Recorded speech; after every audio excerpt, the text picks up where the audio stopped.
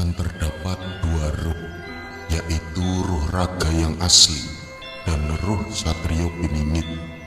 Raga, ruh asli raga, ruh Satrio Piningit.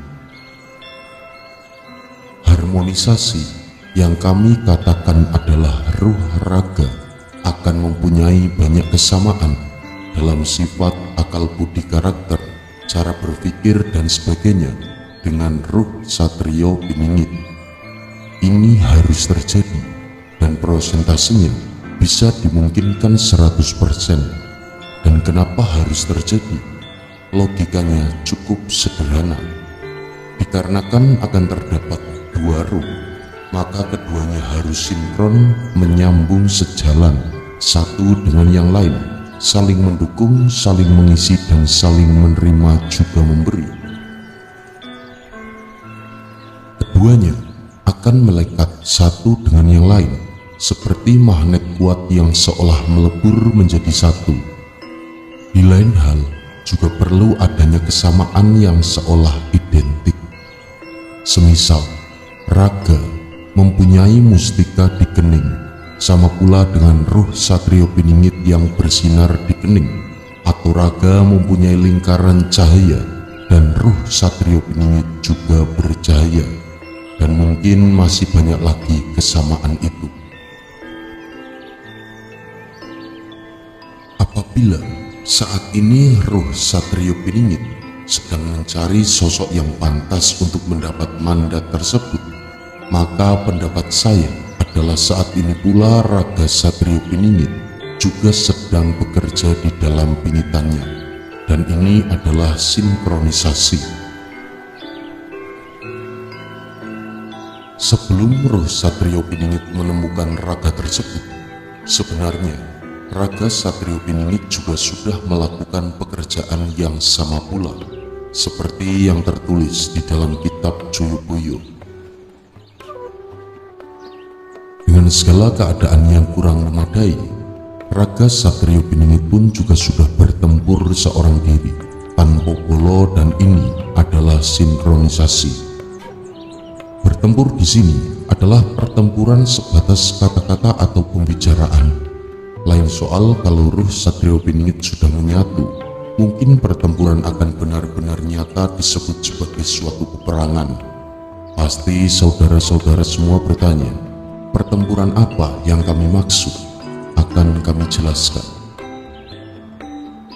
Satrio Piningit sebagai satrio yang dipingit alias disembunyikan, otomatis tidak bisa serta-merta dengan leluasa akan muncul untuk bertempur secara terbuka. Dia bertempur secara tidak nyata, selain daripada mungkin secara alam goib.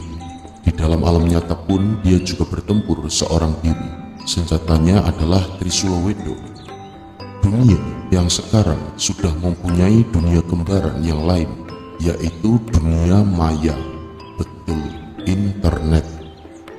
Satrio Piningit di dalam pingitan jelas tidak bisa bebas bergerak, tetapi panggilan hati dan jiwa memaksanya untuk berkiprah bagi alam semesta.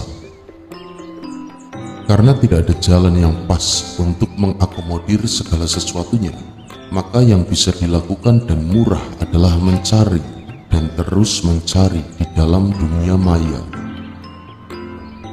Lalu bertemu dengan banyak orang dari segala lapisan dan golongan, dari berbagai jenis aliran dan pemahaman, dari berbagai suku dan ras dunia.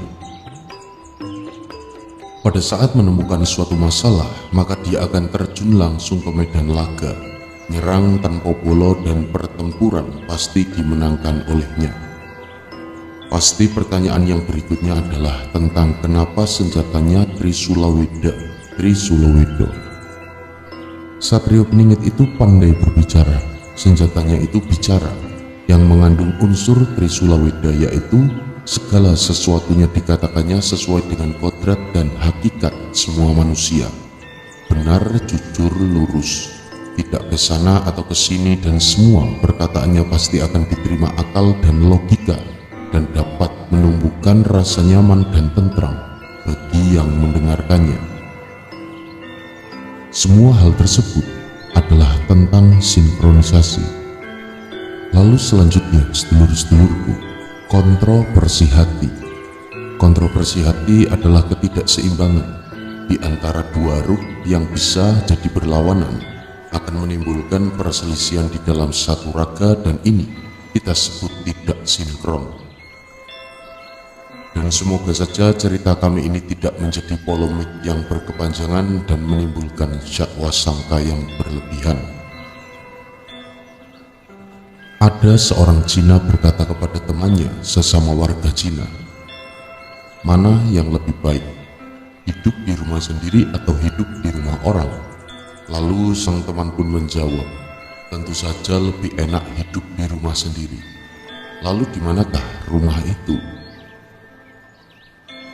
Beribu-ribu tahun yang lalu, saat penciptaan hingga sampai kepada abad Abraham, Tuhan memberikan seluruh tempat di bumi kepada manusia ciptaannya, tidak memandang kepada suku, ras, warna kulit.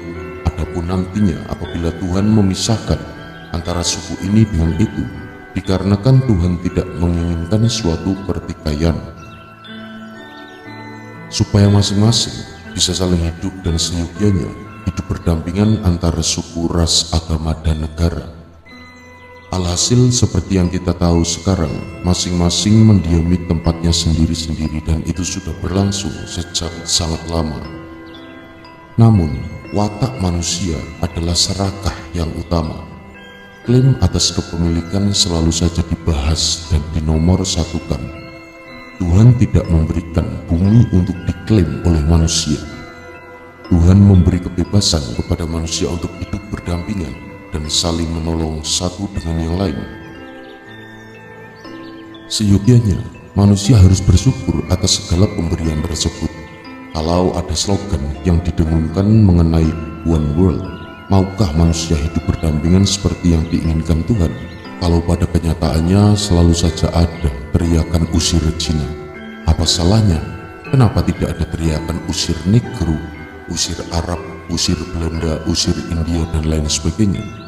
Bagaimana perasaan kita sendiri saat kita mendengar dari negeri jiran Arab dan sebagainya kalimat usir TKW, TKI, pembantu pembunuh? Apa semua salah?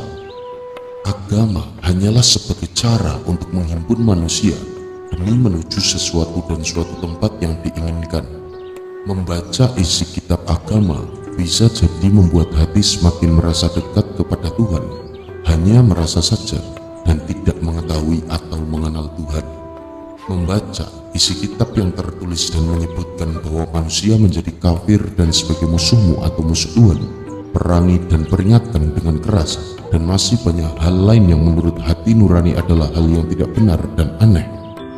Ternyata manusia lebih mengangkat derajat agama daripada mengangkat jiwa dan hati nuraninya sendiri, dan seakan nilai dan suara hati nurani manusia lebih dikecilkan artinya oleh bahasa kitab yang ditulis manusia pada zaman dahulu. Melihat dan membaca alam semesta, terasa dan lebih merasakan bahwa hidup adalah keajaiban dan anugerah sebagai pemberian dari Tuhan, dan tidak mungkin Tuhan mengharap imbalan atas yang sudah diberikan kepada manusia, karena Maha Pencipta adalah Maha Pemberi dan tidak mungkin meminta karena Dia adalah Maha Kaya. Tidak ada hak dan kewajiban seseorang atau manusia untuk memaksa manusia lain supaya masuk dalam barisan agamanya atau melarang manusia lain dalam menyembah apa yang diyakini, karena urusan dalam hal ini adalah urusan pribadi, private, antara dirinya dan Tuhan. Ada Tuhan dalam setiap diri manusia dan tentunya makhluk yang lain sebagai penghuni bumi. Tuhan sejati ada dalam akal, nurani, jiwa manusia, ada dalam darah dan daging. Tuhan ada dalam semua hidup dan kehidupan, dan itu semua sebagai ruh yang bermacam nama dan bentuk. Tuhan ada dan melingkupi semua makhluk, jadi tanpa nurani, tanpa belas kasih sayang dan hal lain yang bernilai luhur dan mulia, maka hakikatnya mereka adalah tidak bertuhan, meskipun mereka telah mengaku sebagai pemeluk agama. Meskipun manusia ini dan itu dikatakan sebagai seseorang kafir, Tetapi dan bila dia tidak membuat keonaran dan menciptakan kekacauan atau tidak mendolimi manusia lain dalam bermasyarakat, maka manusia itu sudah menempatkan hidupnya dalam kehidupan benar dalam bermasyarakat. Tuhan adalah Maha Tahu isi hati manusia dan Tuhan tidak bisa didikte atau dibohongi oleh manusia. Perilaku benar akan menciptakan kehidupan damai sejahtera dalam bermasyarakat. Perilaku dan perbuatan benar bisa dilihat dari hasil akibat yang sedang diperbuat. Perilaku benar adalah sabdo atau firman Tuhan sejati, dan sabdo atau firman itu selalu mengada dalam setiap tarikan nafas dalam jiwa dan nurani manusia. Sifat yang terpuji dan suci seperti sifat dan perilaku perbuatan Tuhan sendiri. Tuhan bersifat Maha Pencipta dan tidak atau bukan sebagai penghancur dalam keinginan awalnya. Tuhan Maha Penghimpun dan juga Maha Pemelihara dan juga Maha Mencukupi, Maha Penjaga. Tapi dan anehnya banyak manusia yang bersaksi bertuhan satu dan bersaksi atas nabinya melakukan hal-hal yang sangat bertentangan dengan sifat dan perilaku Tuhan sendiri. Tuhan sejati tidak pernah mengusik dan juga mendolimi manusia karena Dia bersifat Maha Kasih dan Sayang. Tuhan sejati tidak pernah dan tidak mungkin melaknat atau menyiksa manusia serta makhluk yang lain, meskipun manusia itu adalah seorang kafir sekalipun. Hanya manusia saja yang bersifat berkebalikan dengan sifat terpuji Tuhan sejati, bersifat lebih rendah dari binatang, lebih kejam dari setan, jin, dan iblis sekalipun.